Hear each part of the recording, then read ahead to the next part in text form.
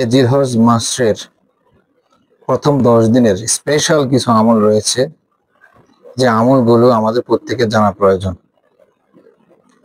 তা আজকের এই ভিডিওতে ইনশাআল্লাহ আমি আপনাদেরকে ধারাবাহিকভাবে সংক্ষেপে আপনাদেরকে বলার চেষ্টা করব। এই ভিডিওটা দেখার মাধ্যমে আপনাদের এই বিষয়ে কিছু জ্ঞান অর্জন হয় এবং আপনারা আমলগুলো করতে পারেন ইনশাআল্লাহ। প্রথমত হলো যে জিলহজ মাসের প্রথম 10 দিন আল্লাহর কাছে অত্যন্ত গুরুত্বপূর্ণ। কোরআন মাজিদের 30 পারা সূরা ফাজরে আল্লাহ রাব্বুল আলামিন প্রথমে বলেন, আউযু বিল্লাহি মিনাশ শাইতানির রাজিম, বিসমিল্লাহির রহমানির রহিম, ওয়াল ফাজরি ওয়া লায়ালিন আশর, ফজরের কসম এবং 10 রাতের কসম।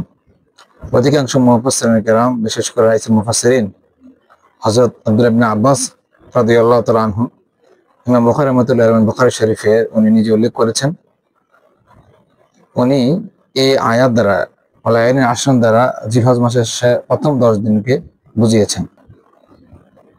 তাফসীর ইবনে কাসীর এই আয়াতের ব্যাখ্যায় জিলহজ মাসের প্রথম 10 দিনকে বোঝানো হয়েছে। কারণ আয়াত দ্বারা এটা প্রমাণিত হয় যে এই 10 দিনের গুরুত্ব অনেক বেশি। শুধু তাই নয়, হাদিসে রয়েছে হযরত মুহাম্মদ রাসূলুল্লাহ সাল্লাল্লাহু আলাইহি সাল্লাম বলেন, জিলহজ মাসের প্রথম 10 দিন আল্লাহ তাআলার নিকট এত বেশি গুরুত্বপূর্ণ, যা বছরের অন্য কোনো সময় আল্লাহর সাথে গুরুত্বপূর্ণ নয়, অন্য কোনো ইবাদতের সমকক্ষ নয়। নবী সাল্লাল্লাহু আলাইহি সাল্লামকে প্রশ্ন করে, হে আল্লাহর রাসূল, আল্লাহ রাস্তায় জিহাদ করা কি তার চেয়ে কম? রাসূল বলেন, না, আল্লাহ রাস্তায় জিহাদ করার চেয়েও এই প্রথম 10 দিন ইবাদতবন্দেগী আল্লাহর কাছে অত্যন্ত প্রিয়। তবে ওই ব্যক্তি সমান নয় যে ব্যক্তি নিজের জান এবং মাল দিয়ে আল্লাহর কাছে জিহাদ করলো এবং সে শহীদ হয়ে গেল।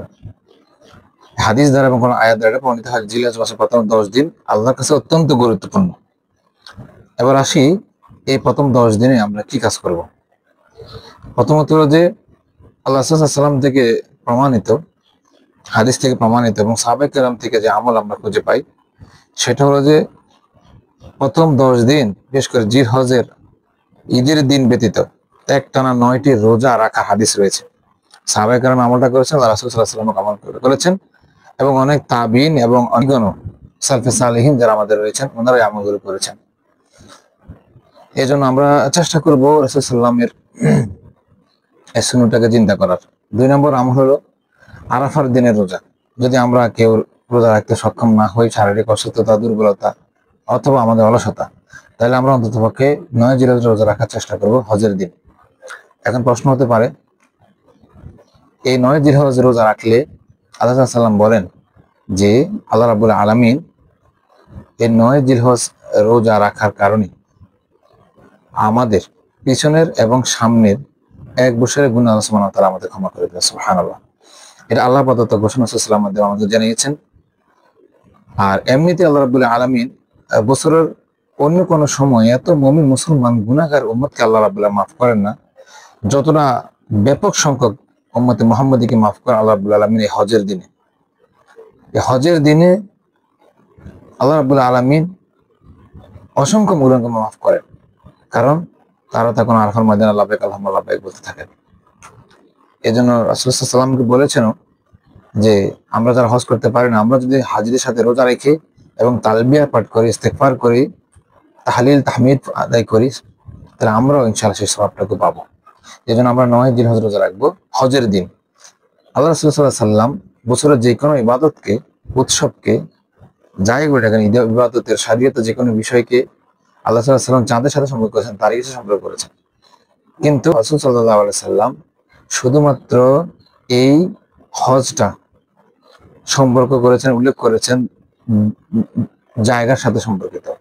আল্লাহ সাল্লাম বলেন, আল হাজ্জু ইয়ামুল আরাফা, অর্থাৎ আরাফার দিনটা হলো হজ। আল্লাহ ইচ্ছে করে বলতে পারতেন আল হাজ্জু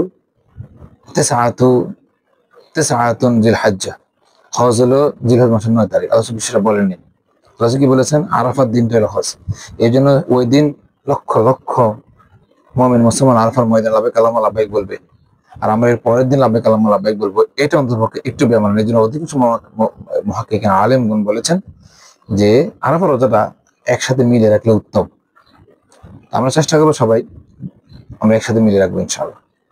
3 নম্বর হলো যে 5 ওয়াক্ত নামাজগুলো, 5 ওয়াক্ত সালাতগুলো আমরা জামার সাথে আদায় করবো ইনশাআল্লাহ। 4 নম্বর, আমরা বেশি বেশি করে তাসবিহ তাহলিল করব। সারাক্ষণ জবান দিয়ে শুধু আল্লাহর প্রশংসা করব এবং বেশি বেশি করে ইস্তেগফার করে আল্লাহর কাছে ক্ষমা চাইব। আল্লাহ সাল্লাল্লাহু আলাইহি ওয়াসাল্লাম প্রতিদিন 70 বার ক্ষমা চাইতেন, উনি মাসুম ছিলেন। আমাদের উচিত আমাদের মুহাম্মদ হিসেবে আমাদের ইস্তেগফার করা, এবং যত বেশি আমরা ইস্তেগফার মুখে রাখবো তত বেশি আমরা গুনাহ থেকে বাঁচবো, এবং গুনাহ হয়ে গেলে আল্লাহ ক্ষমা করবে ইনশাআল্লাহ। 5 নম্বর হলো যে আমরা বেশি বেশি করে দান সাদকা করব। 6 নম্বর সম্ভবত হলে আমরা তাহাজ্জুদ আদায় করব।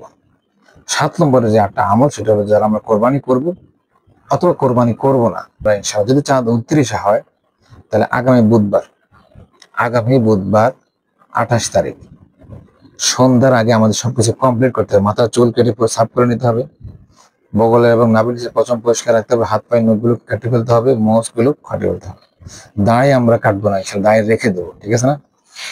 আমরা তো পুরুষ, আল্লাহ পুরুষদের জন্য কি সুন্দর একটা দাড়ি রেখেছেন। আমরা কেন নারী ভেস ধরবো বলেন? আল্লাহ পুরুষ নারীকে আলাদা করেছেন দায়ের মাধ্যমে। আমরা যদি নারীর মতো ভেস ধরি তাহলে এটা তো বেমানান হয়ে যাচ্ছে। আমরা দায় রেখে দেবো ইনশাআল্লাহ।